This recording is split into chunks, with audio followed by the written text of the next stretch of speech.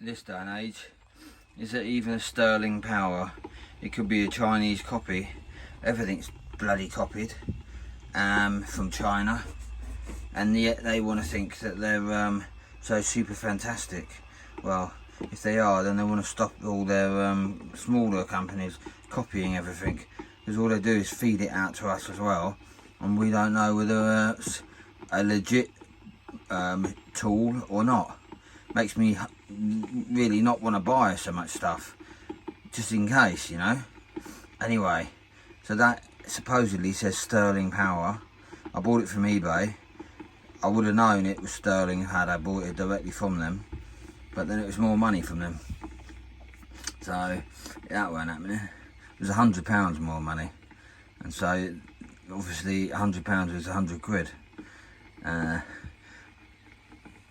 Is that kettle, which is pretty, I don't know, I think it's 1,000 watts.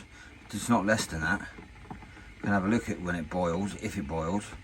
But running from those cables, which in fairness, those cables are cheap Amazon cables, and they definitely ain't going to be putting out the power that they say on the Amazon ad.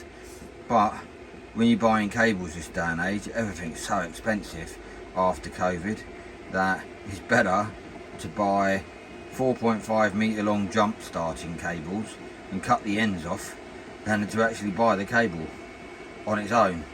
The cable on its own was, I don't know, £15 a metre of that red, and there's 4.5 metres of it and 4.5 metres of black, so I paid £30 for all of it.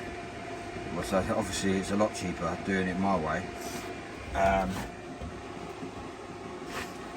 It's never let me down though, the cable, and I'll be doing mobile mechanics, right, and it's never let me down. So, and I've been juicing up things with quite some heavy old power, like that battery charger there, big old charger.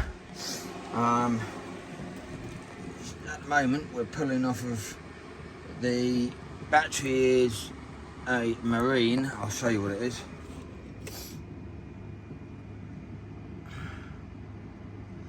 And if you're in Brighton or the south of England, big shout out to these people because they're really nice.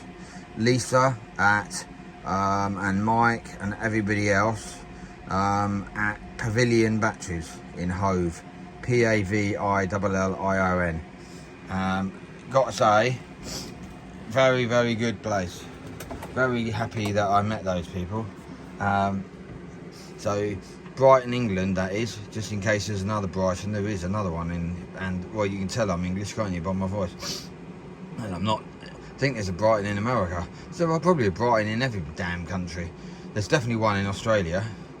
So anyway, oh, and to come to think about it, there's two in this country that I know of. There's one up in the middle of England as well, Manchester. It's called New Brighton. So that's it. Will it boil?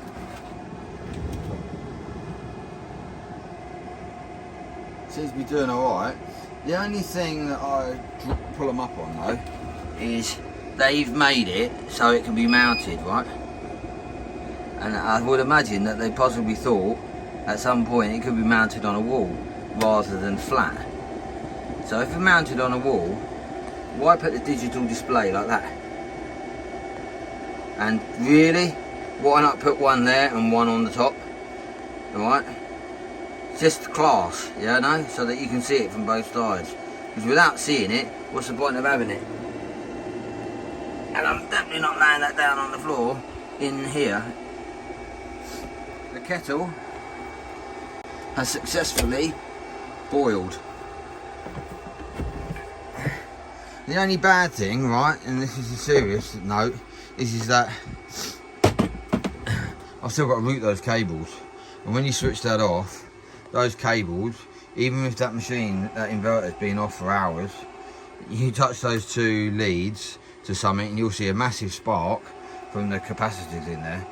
So yeah, I've got to cut those leads. Obviously I'll wear gloves and I'll cut them at the ends where the brackets are, the clamps are, and tape them up with insulation tape so that I can feed them through a hole I've got to make in the back of that wall,